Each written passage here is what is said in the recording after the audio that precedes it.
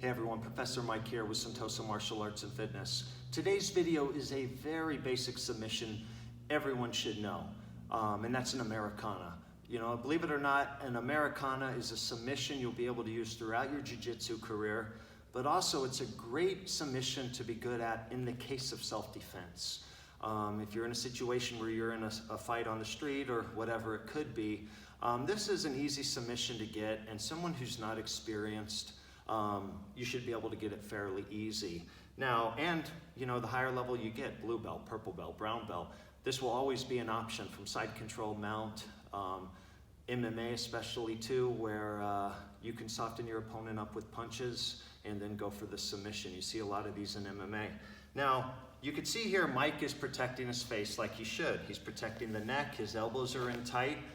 The first thing we always want to do when we try to attack this is come at the wrist and at the elbow. Sometimes you'll see guys actually, if I'm pushing this way, will get on their toes here, on their right foot.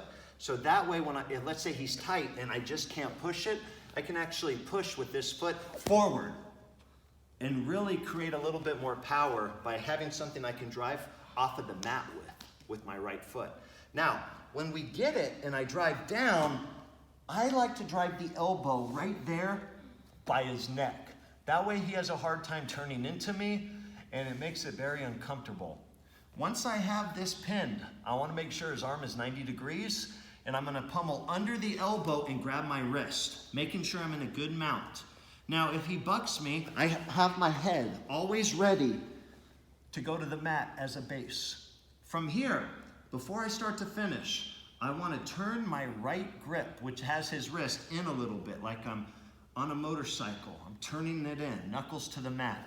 Then from there, what I'm going to do is start pulling his elbow back while I'm keeping the wrist on the mat. And once I start getting it back, I'll elevate it up and get the tap. Again, this is another submission when you're with your partner. You have to go very slow. A lot of us don't have the flexibility some of us have on our shoulders. So again, he's here, I can push back, boom, elbow down, pummel through. I have the wrist. My head needs to be ready, A or B as a base. From here, I turn my left wrist in. I'm gonna pull back. Once I have it back, I'll drive the wrist and get the tap. Look it. My old instructor used to say, pin the wrist on the mat, turn your knuckles in to the mat. Then you need to paint the mat with his wrist a little ways. Then once you feel it tightening, that's when I'll continue to paint the mat with the wrist and drive the elbow up to the ceiling and get the tap. Make sure, guys, the most important part of this, elbow to wrist, push down, elbow down, pummel through, get those knuckles turned to the mat. Now we can drive the mat down with the wrist, paint it, and get the tap. Very nice submission there.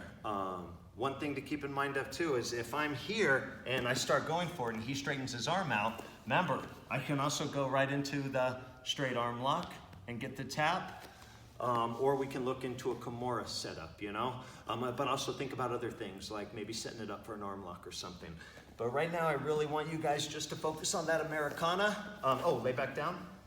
Because again, in MMA or something too, if I can't get it, then I can start dropping elbows, I can start throwing hammer fists, and then go for it.